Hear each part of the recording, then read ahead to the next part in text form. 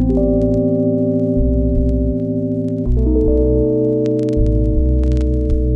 what's up, everybody? Welcome back to Pat's Mythos. My name is Pat. I'm here today with the mid-year Freakout tag. It's so hard to believe that we're here in the second half now of 2023. First half is done. I think for most people, it was a half filled with lots of great books, and this tag is a great opportunity to talk all about what you've read so far this year. Nobody actually tagged me in this. I just kind of wanted to do it. I think it's a great way to summarize where we are about 6 months in. And without further ado, let's get into the tag with the first prompt. So the first prompt is, what is the best book that you've read so far in 2023? And I guess I would call this, what is your book of the year so far? My answer to this prompt was fairly simple. I knew right away. The answer to that is The Pillars of the Earth by Ken Follett. This was a book that had so much hype for me. It had been on my TBR for multiple years, but I just kept putting it off. I don't know why. It's a big 1,000-page chonker, historical fiction epic. It lived up to every single thing that I hoped it would. I don't think it's a perfect book. There's a lot of flaws. And if you ever want to learn more about my thoughts on this book, please check out my spoiler-free review of The Pillars of the Earth. I'll link it up here. But overall, for what this book accomplishes, it is truly incredible. It's a feat. It's fantastic. You would never think a book that's mainly about the building of a cathedral that 900 years ago in England could be fascinating, but Ken Follett just makes that fascinating. Ken Follett just does so much here to tell a complete story, showing so many different aspects of life in the 1100s, whether it's the people building the cathedral, the townfolk, the different aristocrats, royalty, the church, monks, everything about it is just incredible. He clearly put a lot of effort into writing this book. And yeah, it stands out to me as my top book of 2023.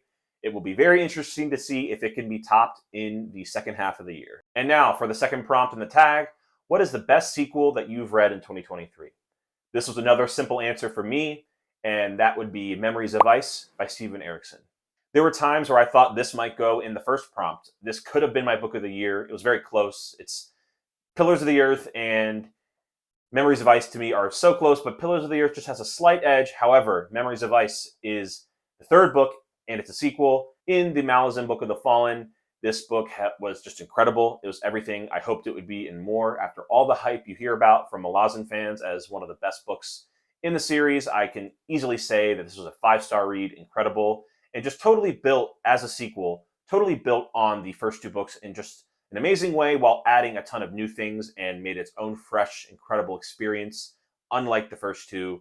And this was such an easy choice for this prompt. I'm on to the next book now, House of Chains, as I'm filming this, and I just love Malazan. It's been an incredible experience, one of my favorite things that I've started reading this year, and just so excited to see where it goes. But Memories of Ice definitely stands out right now as the best sequel that I've read in 2023. And prompt number 3, what's a new release that you haven't read yet? This was another one that I kind of knew right away. That is The Prophet of Adan by Philip Chase. I read The Way of Adan back around, I think, right when it came out, which I believe was in April. I read it as soon as it came out, like day one release, and I enjoyed it. I thought it was very good.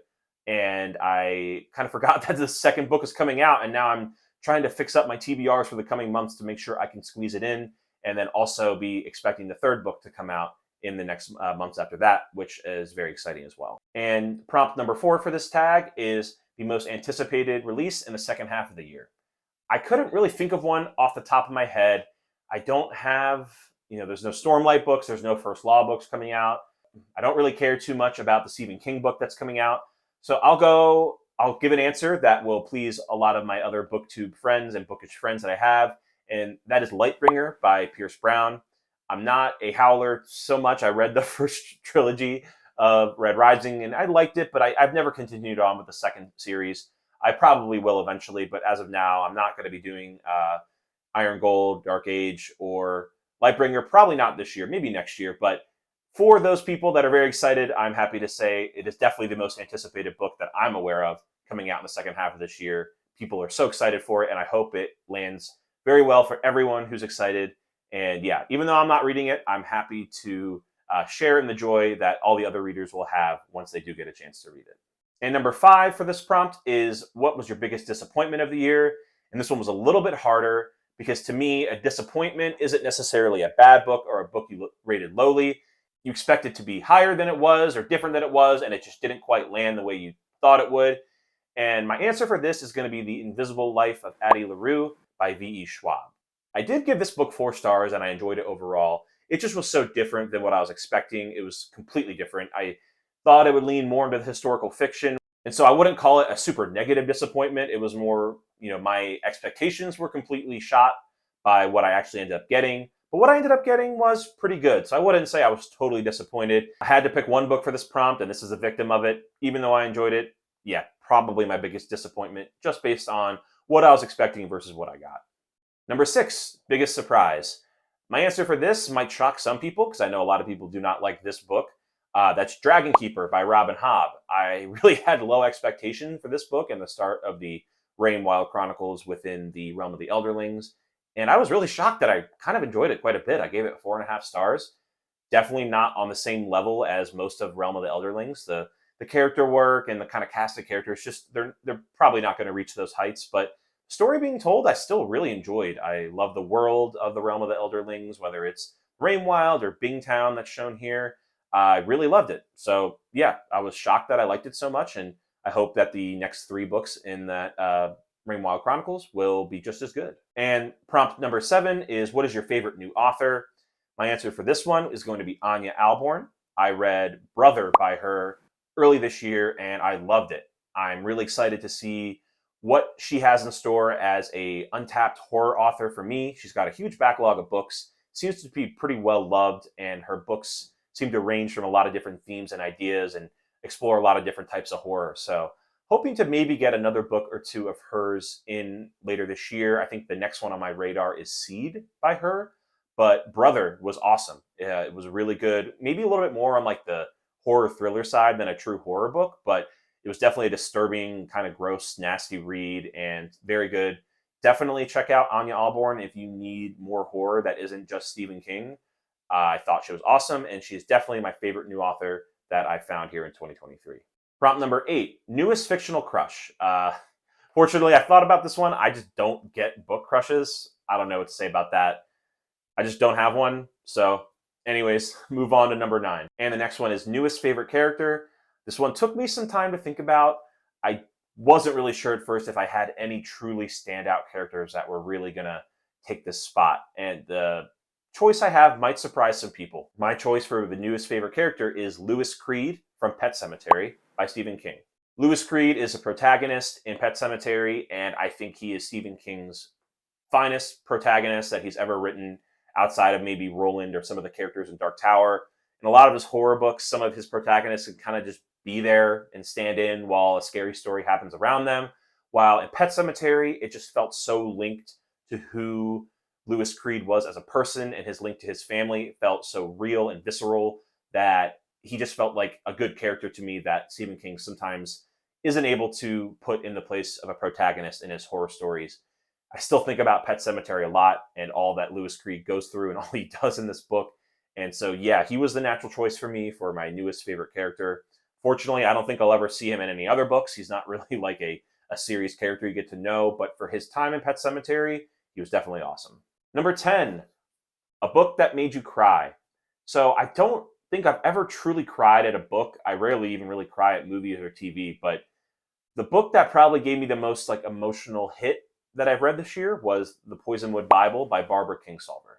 This was more of like a sum of its parts, like the emotional toll after the whole book is finished, that you really sit back and go like, wow, this history being told in this book, chronicling an American missionary family going to the Congo in the 1960s and some of the tragedies. You learn a lot about the tragedies that happened to this family and a lot about the government and the regime and a lot of the history that happened there in Africa over those decades, starting in the 1960s. And some of the emotional beats during the story didn't hit hard for me at the time. But again, as the book wore on, especially towards the end, as a sum, this book just kind of left like that feeling on your heart that you get from a really emotional book more than anything else I've read this year. An incredible historical fiction book, great characters, great writing. Want to check out more of Barbara Kingsolver. I know she's a pretty well-known, famous, more literary author, doesn't really write fantasy or anything, but this book sold me on more of her work. And yeah, it just left something on on the heart after finishing it. It's a very strong, bold tale that she wrote here. Number 11, a book that made you happy. I could have chosen from almost any of the books in this series, but I'm going to settle for this one, which is The Arm of the Sphinx by Josiah Bancroft. All these books are funny and hilarious, and the books of Babel, they're all a great time, and they will definitely make you smirk, crack a smile from time to time. I'll pick this one just because it was the first point in the series where I felt pretty invested. The first book I was a little more shaky on. I wasn't sure until the very end if I was going to continue. But when I got into The Arm of the Sphinx and it got going, I just found myself having a great time. And I went in through the rest of the quartet having a great time. And overall, really enjoyed the series, really starting with Arm of the Sphinx. So it was an easy choice. I've recommended the books of Babel. I did a full spoiler-free review, which I'll link up here. It's a great series if you need something a little lighter, something funny, something that's just not so heavy and violent and crazy and epic. Sometimes we don't need that. If you need something to just make you laugh and smile occasionally with some really good storytelling and writing, I would definitely check out Books of Babel. I particularly enjoyed The Arm of the Sphinx. Number 12, what is the most beautiful book that you've received this year? So for me, I mostly buy books on Kindle. If I do buy books, they're usually used books that end up on these shelves. So I don't really buy books for beauty. I don't have a lot of beautiful collector's editions or broken binding editions or Kickstarters. I don't have any of that. But one book I did recently get that I really love the cover art is The Paper Menagerie. I just really love this paper tiger and just the overall look and feel of this book. So maybe not the most typical choice for a beautiful book, but this one stood out to me as I kind of was a cover buy. I had heard about it, but also seeing a beautiful cover with that tiger. I love tigers, and it's cool that it's folded up like paper. I'm assuming that's part of the Paper Menagerie. This seemed kind of like a default choice. If I don't have a lot of beautiful books, I guess the most beautiful one has to win. So yeah, Paper Menagerie by Ken Liu. Really excited to read this short story collection sometime, maybe later this year. And last but not least, the 13th prompt in this tag. What books do you need to read before the end of the year? Obviously, I could throw out a list of my entire TBR of what I want to read the rest of this year, but there are a few that are a higher priority that I'd like to mention. One, I already mentioned the Rainwild Chronicles. Basically, the Realm of the Elderlings in general. I'm going to try to finish it this year. I think it might probably squeak into 2024. That's to finish Rainwild Chronicles and then the Fitz and the Fool trilogy. It's one of my highest priorities to try to get that done as soon as possible. Another one that I need to read this year is obviously Malazan. I guess that would probably still be books 5, 6, and 7 after this, if I'm counting my months right. Those will still be a part of the read-along. I can't just drop out. I got to read those. Other than those two series, there are a couple other series I really want to get to this year. One of them that I know for sure I'm going to be reading is The Warlord Chronicles by Bernard Cornwell. I'm going to be doing a buddy read. This is the first book, Winter King, starting in August. Me, Alex from Tall Guy Reads, and RJ from RJ Reads. We are going to be doing one book a month starting in August, going August, September, October, through the trilogy. Couldn't be more excited. That to me is another book or set of 3 books that I have to read this year because I'm so excited for that read along and I'm not letting anything get in the way of it. And that pretty much answers all the questions as a part of this tag. The first half of 2023 has had some really great reads. I'm hoping for an even better second half. You never know what's laying in store, whether there's a new favorite around the corner. And one of my favorite things about reading is always getting into that next thing and seeing what you're going to love. Can't wait to look back at this video at the end of the year and see if my answers have changed, if they're the same, and what has creeped its way up into my top books of the year. I hope you have also had a great first half of 2023 for reading. I'd love to hear from you about what books have stood out, what books were duds. Leave me a comment down below so we can chat about what your first half of 2023 has been like. And that's pretty much everything I have for you all today. If you stayed here to the end of the video, I really do appreciate you taking the time to watch. It means the world to me. That's all I have. Thank you very much. Have a great day. Bye-bye.